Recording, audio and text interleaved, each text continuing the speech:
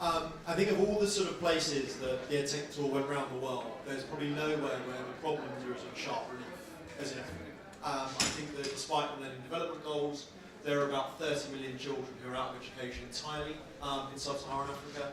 And even in the parts of the continent where children are in school, those of us familiar with the education system there know the problems of sort of teacher attendance, which can be a real challenge, of teaching in a sort of innovative and attractive way as opposed to some of the slightly backward-looking learning that's going on. And I think so often government face massive resource challenges, massive infrastructure challenges, massive geography challenges, which Western governments don't have to cope with in sort of solving education problems. And the amazing thing I've seen since having had a background in UK education reform, I went out to work across sub-Saharan Africa, is that the government's picking up some of the slack and doing great work in some places, but actually much more than in any other region of the world.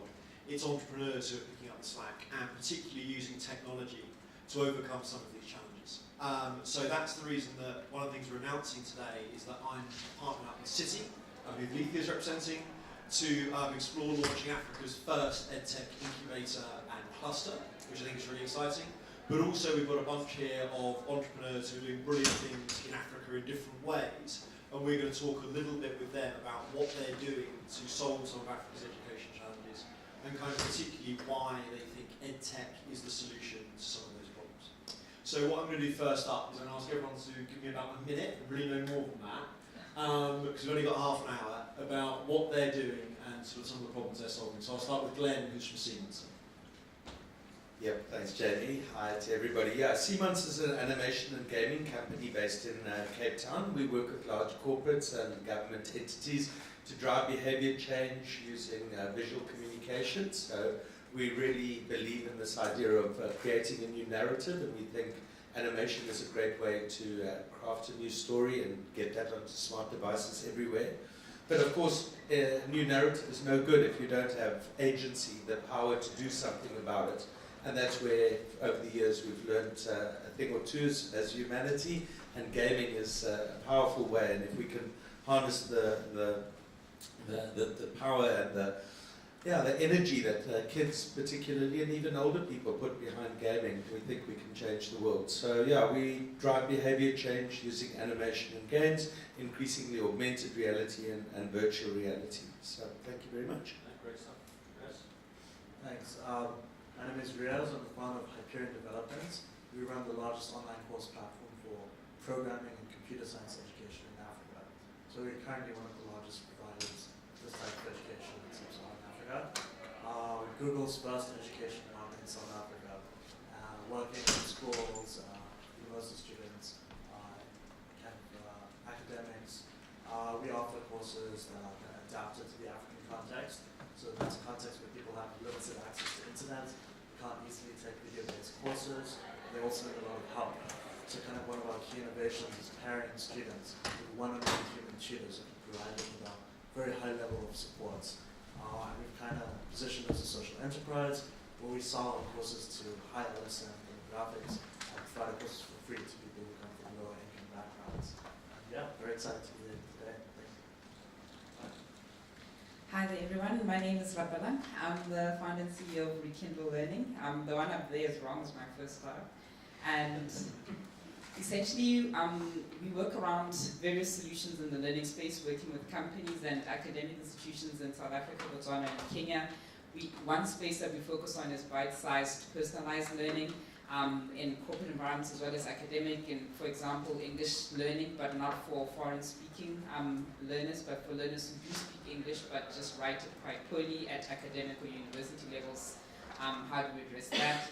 The other solutions that we'll play with are around real-time intelligent decision support tools, so that young people that are employed in corporate environments can be upskilled a lot quicker and perform at higher levels of competency in a shorter space of time, and in that way become valuable employees. So yeah, quite a varied mix of things here. Thanks. Hi everyone, I'm Alethea Hageman. I represent the Cape Innovation and Technology Initiative. We are Africa's oldest tech incubator, based in Cape Town. We were established 18 years ago. We have a number of key focus areas. Firstly, supporting high potential tech businesses across all verticals. Through our capacity skills programs, we have trained nearly 1,000 unemployed youth and placed these individuals in tech jobs at 150 companies in South Africa. We also provide physical space and ecosystem linkages to the tech businesses that we support. And as Jamie has mentioned, we also play a role in the innovation space. So about a year ago, we launched a fintech cluster, a few months ago, a travel tech cluster, and have achieved early success on both of those. And we're very excited to be working on the EdTech cluster with Jamie. Afternoon, everybody. My name is Justin Riley. I'm the Chief Executive of a company called Mwabu. We were born as a company called iSchool in Zambia some years ago, founded by a chap called Mark Bennett, who sadly passed away in February 2015. The company works to provide education into the poorest schools in Zambia. We're also working in Kenya, working in a little bit in Lesotho, in South Africa, and more latterly moving into Botswana. We cover the curriculum. So we work purely in primary schools. We create education and technology solutions in the terms of content that we deliver into the schools. We provide services to support the implementation of that content, and we work with schools really to raise their level of attainment within an environment where, frankly, they have no money. So we're talking about schools that potentially have no power, potentially have problems with water, with food, the absolute poorest schools probably in the world. Why did we start in Zambia? It was purely legacy. That's where Mark had been working for some years before he founded the business. It is probably one of the hardest countries in the world to start a business, and I wouldn't recommend it.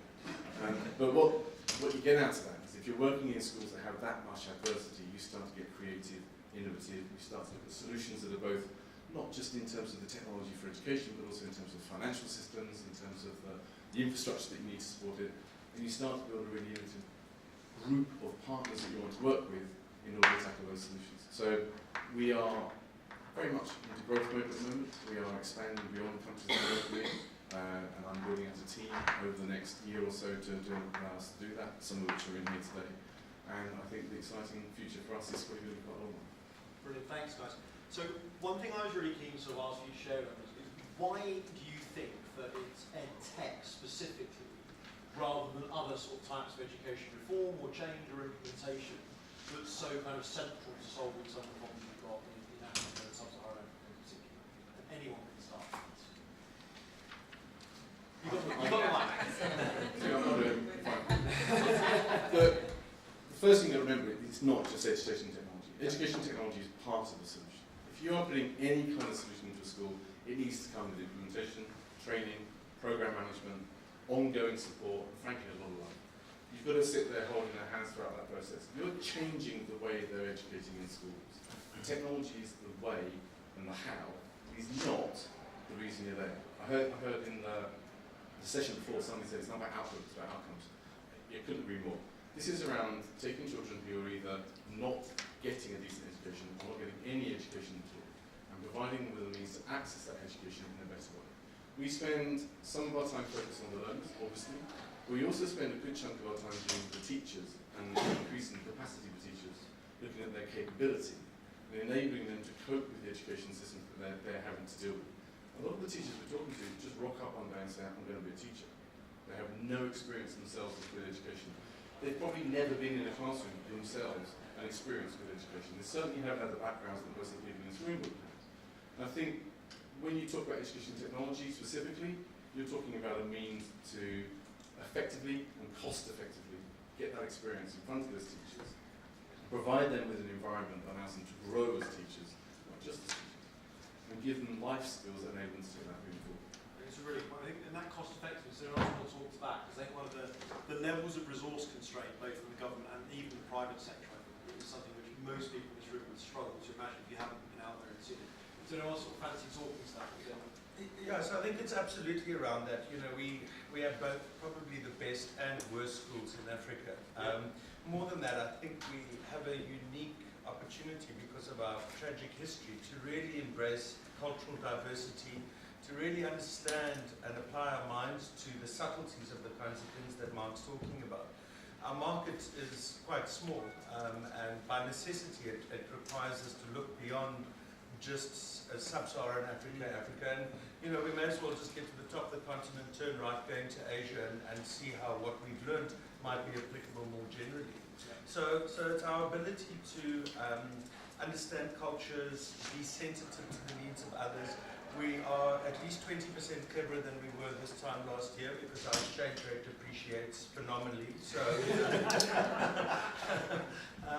so those are just some of the things that companies like Disney's entertainment education business unit, found us, found South Africa, and they were blown away by the value that they were getting, the production value, both for kids and, in fact, for corporate learning. So I think I can recommend anyone, if anyone's got pounds in their bank, I recommend going to South Africa, probably going before next Thursday as well. Just to speak to the sort of cost effectiveness thing, I think it's quite obvious that if you can bring technology, you can deliver solutions at a greater scale, more affordably. And that is the promise of EdTech. But I think in applying that principle, we need to also realize that it's not about completely changing necessarily everything that's happening in the education system. And I think it's very important to identify the technology and the learning pedagogy or the learning cycle or the learning activity that you're trying to apply the technology to, as opposed to saying you're going to put in technology and every learning activity must now sit on technology. And one of the areas that we'll focus on, for example, is around reinforcement after a classroom session or workshop, so that you don't have to spend so much time in a classroom session mastering core rules and principles, and that can be done on a digital platform, and then limited classroom time that costs more can be done, can be used for more high complex or high touch learning processes. So that's how you bring in the efficiencies, not to say that everything must now be digital and automated. I think if you can make certain learning activities more efficient, then you can use the extra resources for other things. Chris, one thing I asked, got to leave you go because I've got a question for you as well.